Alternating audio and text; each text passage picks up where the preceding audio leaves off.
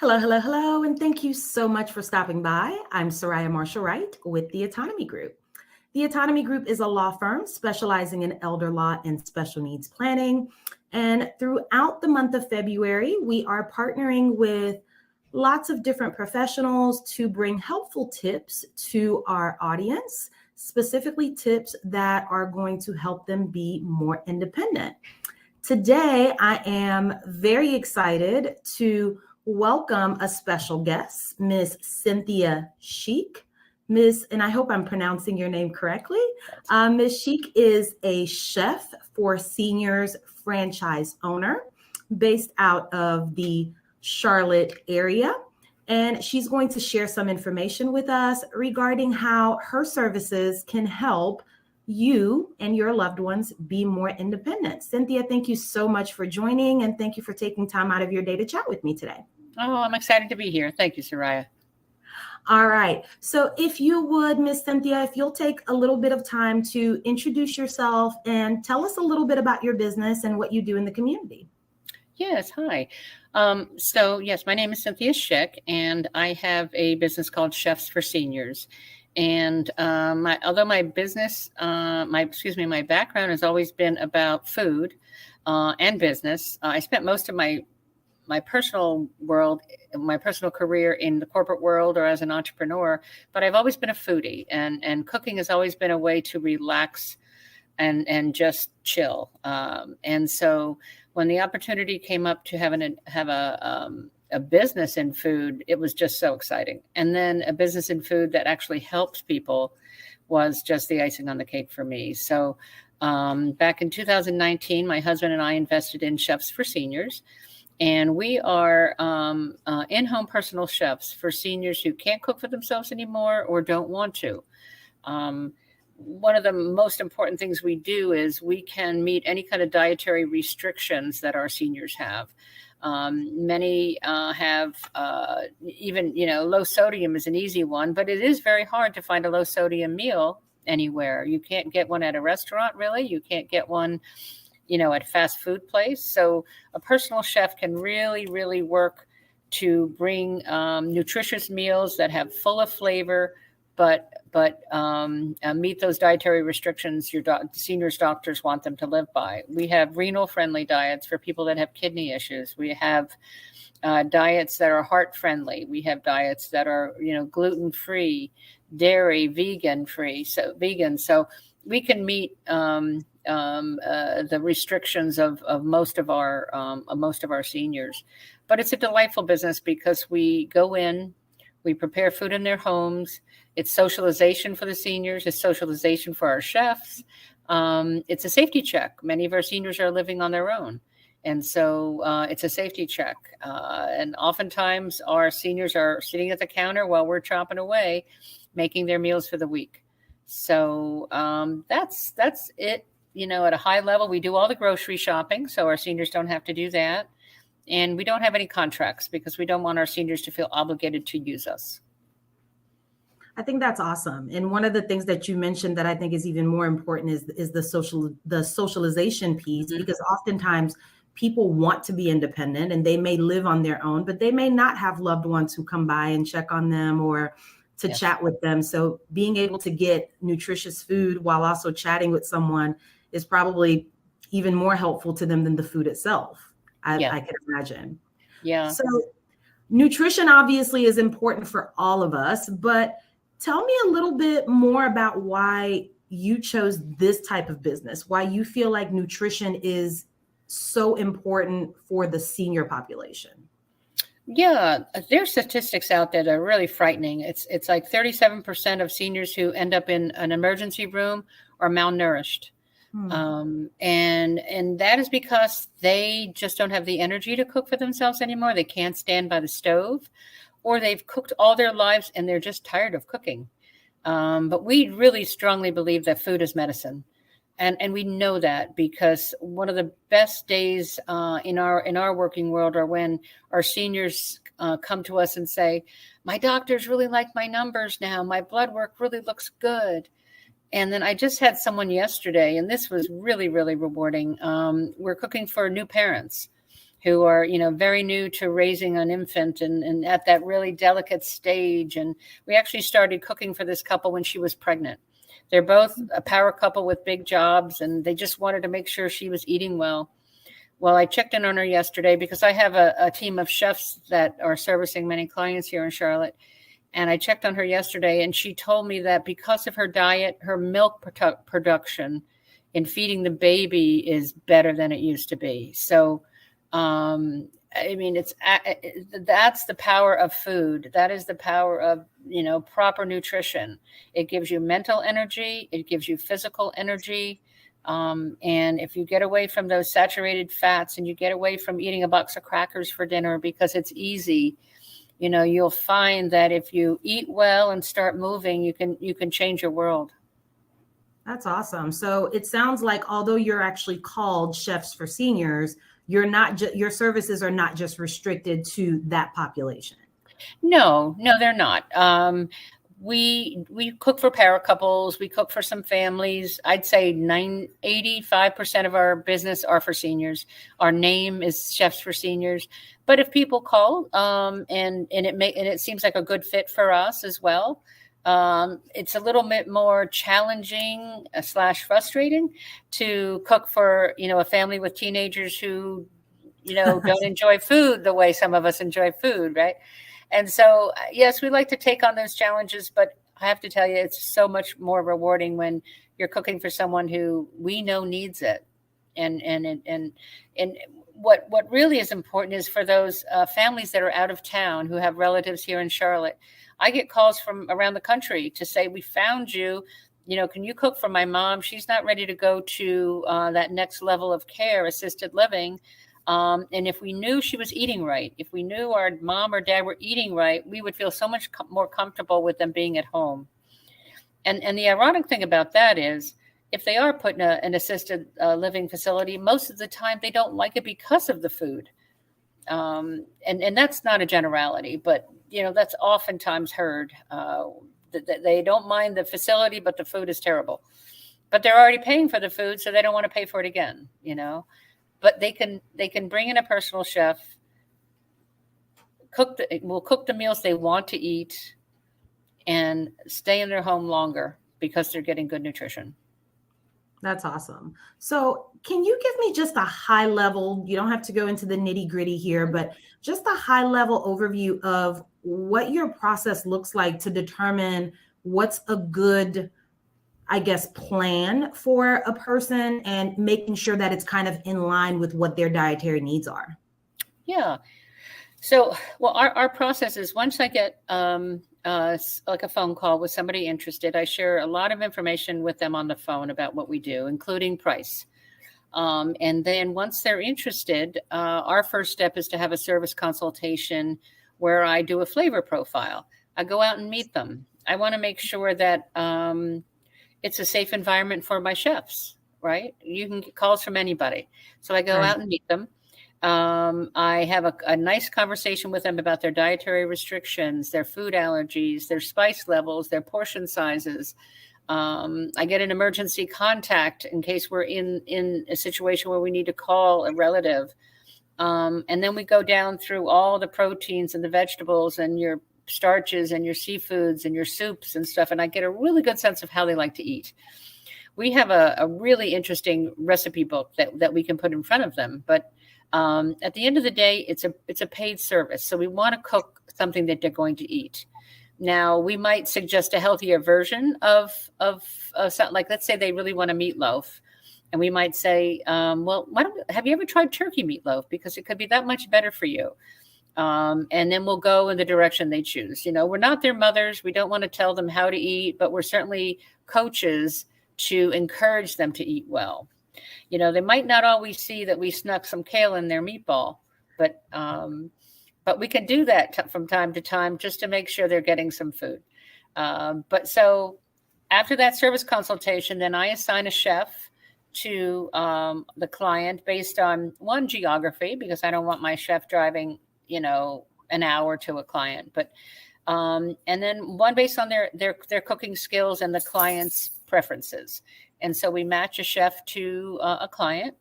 And that chef then starts communicating with the client a couple of days before we're scheduled to go in. They agree upon a set of recipes that we're making. The chef does the grocery shopping before we go in. We call from the parking lot to say, okay, Miss Vicki, we're going to make this, this, and this. Do you have, because we don't know their kitchen yet. I've looked at their spices and I've looked at their pots and pans, so I know what we need to kind of bring in to do well. But we go over it to make sure we're not buying something they already have. And then the client gets used to, the chef gets used to what the client typically has in their cabinets and stuff. And so that relationship, gets a little stronger based on the frequency we're in there. And the chef, knows that she always has eggs. She always has milk. We opened right before COVID, and we were doing a lot of the grocery shopping, all the grocery shopping for our seniors, because they didn't want to go out to the grocery store for good reason. Right. And so we don't mind picking up any groceries while we're there because it's their bill. We charge them for their groceries separately, then we charge a service fee. And we come in and we want to come into a clean surface, a clean counter space, so we can, prepare the meals properly. We prepare the meals. We're typically in a client's house for about 2.5 hours. We package them, label them. Our labels have directions on how to reheat them, and we date them. And then we do that every week or every 2 weeks based on how often the client wants us in. That sounds awesome. You sound like you have a pretty, you've got your process pretty down packed to kind of think of just about everything. Well, it's a franchise, right? And so the franchise owners come from Madison, Wisconsin. They are the wonderful partners. And I don't know how many franchise companies can say that, but they are wonderful partners of ours. They've set up a great system for us to, tackle, take on our own and put our own spin on it, right? So it's our own business, but we're in business with other folks also to just help us make sure we succeed. And these people are great. In fact, I think we have about 90 franchises around the country right now. That's awesome. So how do you keep people from getting bored with kind of having the same thing all the time? Because I mean, there's only so many things that you can make, right? Oh, no. There's so many recipes out there. That is a legitimate question. We put our plethora of recipes in front of them to get us started, because sometimes they might not have tried something, they see on our menu. They might want to, try something new. We have fun with curry. We do a lot of coconut curry cream sauces with chicken and rice. And the chef gets to know their client. They gets to know their palate, and we can surf on the web and find something else. We know they like shrimp. Let's try this with shrimp today. But what we can also do is, if they really like their mother's meatloaf recipe and they have that, we have no problem cooking something that they have found too, as well. So they can give us the recipe, and they can also ask us to shop from their freezer. Most of us have a freezer full of food, but we still go to the grocery store to buy something new, right? We will say, let's shop from your freezer. Look, Miss Vicki, you have a pound of ground turkey. Why don't I make you a shepherd's pie with this? And we can make it healthier with sweet potatoes on the top instead of white potatoes.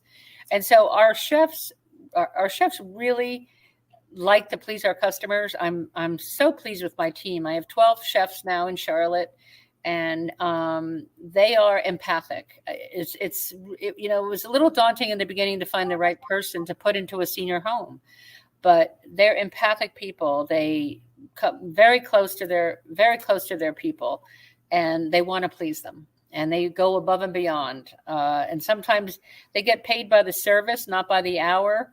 And sometimes they're there 2 hours after just talking, or one of my chefs stays and makes bread with her client because she knows he likes bread, and it's very relational. And it took me actually 3 years to get out of the kitchens. It was this year in January, I decided to leave the kitchens, and it took me 3 years because I'm very relational myself.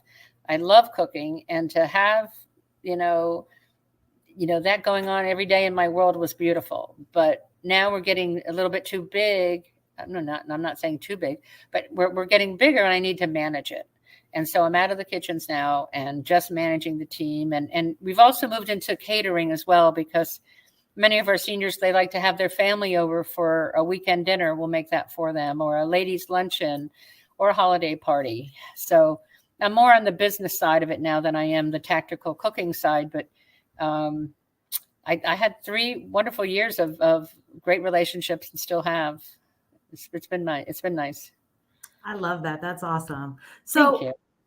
tell me, what are some tips that you can give to our seniors who maybe are just eating a box of crackers for dinner every night and want to kind of make that switch to better their nutrition? Where can they start? Yeah, there's a number of things that they can do to keep it, low fat. Let's say, their doctors want more of a Mediterranean diet. Well, you want to have your oils, but if you do want to lose weight, you can cut your oils out of your sautéing and do a water sauté. You can still get to the consistency of your vegetables with water. You're just going to have a little bit less flavor, but then you can add flavor with your herbs and spices. I would, because of everything you read, and I stay up on a lot of health issues around nutrition, your leans and greens it's almost your best way to eat right now. So your lean meats, because you need your protein. Seniors need protein as they're aging, because if they're not eating protein, their muscles are going to shrink. And the more protein you eat, the stronger your muscles will be. And that's important because seniors also will fall easier than others. And if you have some muscle strength in your upper body and your arms will come out and catch your fall. But if you don't have muscle strength, typically your head is going to take the impact of a fall. And so protein is incredibly important. But your vegetables, your dark colored vegetables, you cannot get any more healthier than eating your dark colored vegetables. Saute them, roast them, little olive oil, little salt and pepper, roast them with your greens. Eat your green salads. The darker the green, the better. Those are the most nutritional for you. Drink your water. And above all, keep moving. That is incredibly important. Soraya, have you heard of the blue zones? I have not. The blue zones are 5 places in the world where people are living the longest. And they are on 5 different continents. And believe it or not, there's actually one here in California, Loma Linda, California. And they're called the Blue Zones, and they've been researched quite a bit. And there's a cookbook out about them and everything. And these are people that have the communities that have the most number of people over 100. And so from a nutritional standpoint, the 4 things they have in common are beans. Beans are your fiber. Greens are your antioxidants and your cell builders. Grains come with both protein and antioxidants. And nuts are your good fats. Beans, greens, grains, and nuts are the 4 things that these communities that are living the longest have in common. They also don't stop moving. There's 100-year-olds that are riding bikes. They're tending to the gardens. They're taking their long walks. They keep moving. You need to keep oxygen to your brain and oxygen to your muscles. And you're not going to do that sitting down and being sedentary. So those are the things that they have in common. They keep moving and they eat well. And they also have a glass of wine every night. A glass of red wine every night is typical in those communities as well. And keep challenging your brain. Do something with your left hand that you would typically do for your right. Take on a new hobby, because every time you're challenging your brain with something new, and I've just read about this, you're creating a new neural path in your brain. If you could create a new neural path by just doing something that is new, if you did it on a routine basis, you can really prevent or slow down dementia. And so challenge your brain and challenge your muscles and eat well, and you can live a healthier life. That is kind of what a lot of the latest data does say. I love that. Do you have plans? And a lot of our clients are individuals who suffer from Alzheimer's, dementia, Parkinson's. Do you have meal plans that are geared towards those individuals, like brain healthy foods that help promote that, since you mentioned dementia? Yeah. And they would be your omega-3 type foods, your salmons, your nuts, even an omega-3 supplement. Those are the things that I would encourage. We do know that when somebody's starting, maybe early onset dementia or Alzheimer's, they're often, not really interested in food. And so it's really important to find what they're going to eat. Right. And that's what my service consultation do. Well, what do they like to eat? How do they like it? Do they like lemon? Do they like mint? Let's make the food that we know they're going to eat, and then we'll make that healthy.